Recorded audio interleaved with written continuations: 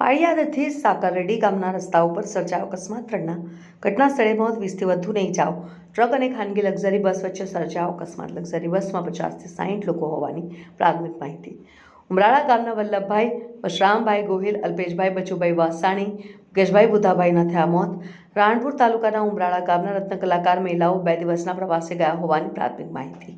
પ્રવાસેથી પરત ફરતા સાહકડી રોડ ઉપર ઊભા રહેલા ટ્રકની પાછળ લક્ઝરી બસ ઘૂસી જતા સર્જાયો અકસ્માત.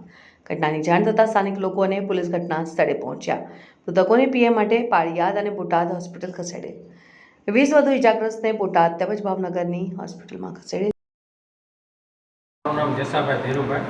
બસમાં ફરવા ગયા એમાં એક્સિડન્ટમાં 3 જણા એક્સપાયર થઈ ગયા છે. એમાં મુકેશભાઈ ગોહિલભાઈ બુધાભાઈ અને અલ્પેશભાઈ બચ્ચુભાઈ વસાણી અને વલ્લભભાઈ વશરામભાઈ ગોહિલ, આ 3 જણા એક્સપાયર થઈ ગયા. અને બીજા બધાને થોડું થોડું વાગ્યું છે, માતામાનીમાં હાથ પગ ભાગ્યા છે, એવું બધું છે. એ બધા સારવારમાં છે. આપનો પરિચય શું નામ? મારું નામ જેસાભાઈ ધીરુભાઈ, ગામ ઉમરાળા. તમને આ એક્સિડન્ટ બાબતની તમને શું જાણવા મળ્યું? કે અત્યારે એક્સિડન્ટ થયું હતું. હા.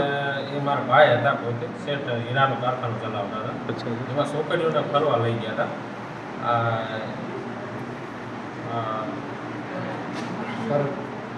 ફરવાભાઈ અને ખોડલધામ કાગવાડ અને વીરપુર વળતી ખેર આવતા એમાં એક્સિડન્ટ થયું.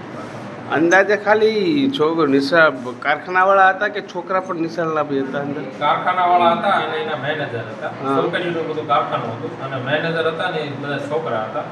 7-8 જણા છોકરા હતા.